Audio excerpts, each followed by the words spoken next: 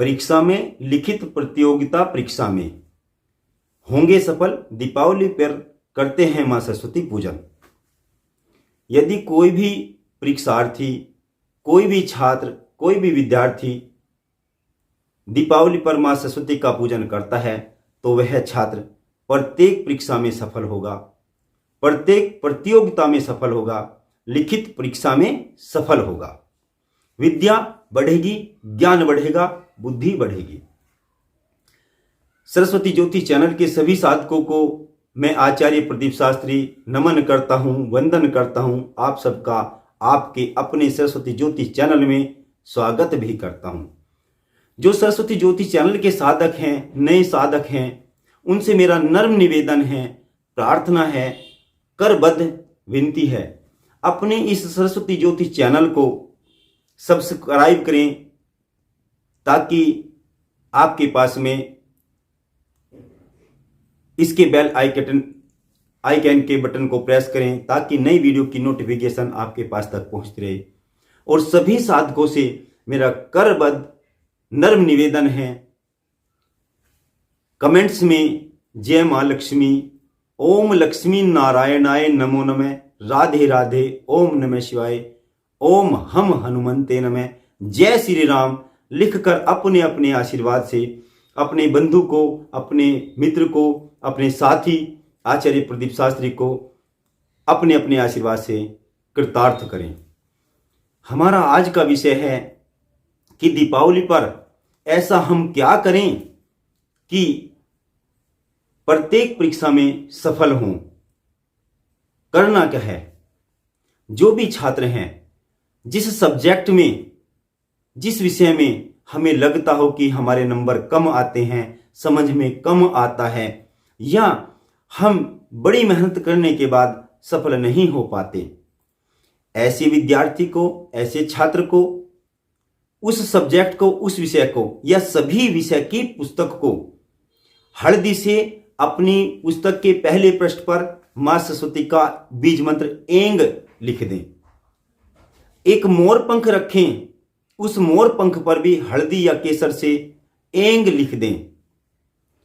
एक पीली कैप वाली पेंसिल, जो पीली पेंसिल हो, इस प्रकार की पेंसिल, एक ब्लैक पेंसिल और एक नीली पेंसिल, ब्लू पेंसिल, दोनों पेंसिल पीली होनी चाहिए, बाहर से पीली हो, अंदर उनका जो इंक होती है एक में काली हो, एक में नीली हो, लेकर के मां सरस्वती के श्री चरण कमलों में रख दें। जब हम मां लक्ष्मी का पूजन कर रहे हों, उसी समय सरस्वती का पूजन भी होता है, वहां दोनों पेंसिल रख देंगे। जो हमने पुस्तक रखी थी सरस्वती पूजन में, दोनों रख देंगे। वहीं पर बैठ करके मां सरस्वती का एक मंत्र पढ़ेंगे, ओम एंग वाण्य स्वाहा, ओम एंग वाण्य स्वाहा, ओम एंग वाण्य स्वाहा।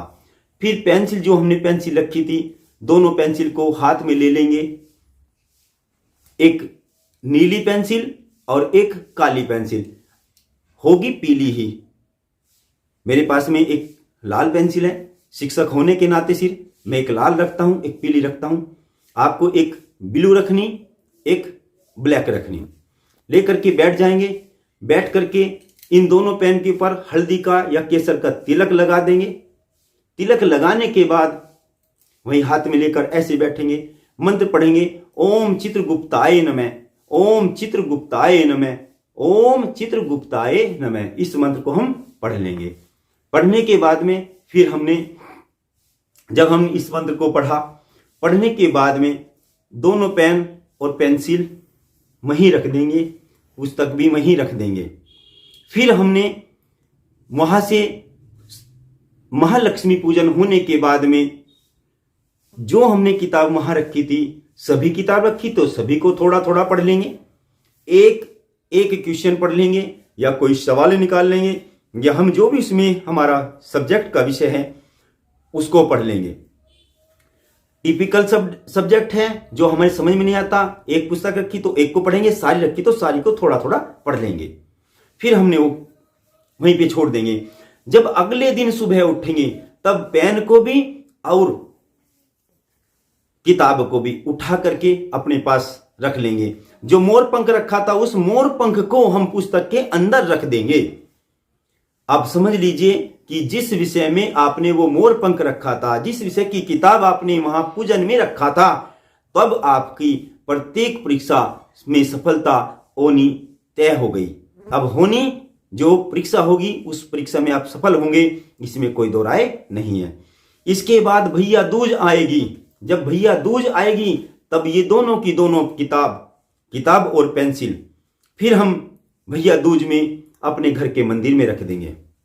या तो हम जब तक वहीं रखा रहने दें या हम उठा करके अलग रख देंगे। फिर भैया दूज वाले दिन सुबह सुबह उठा करके किताब को भी और दोनों पेन को भी मंदिर में रख देंगे।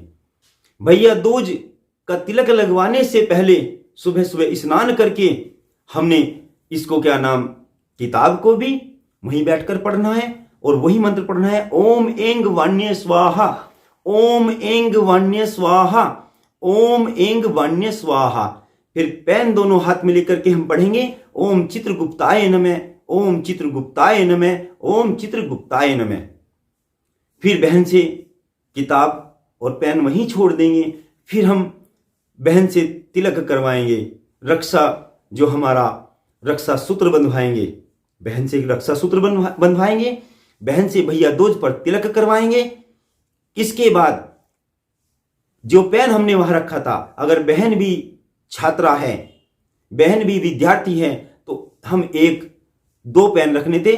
फिर एक पेन बहन को दे देंगे, एक ब्लैक पेन दे देंगे, एक ब्लू पेन दे देंगे। अगर बहन छात्रा नहीं है तो हमने एक ही पेन रखना, फिर वो पेन हम अपने आप रख लेंगे।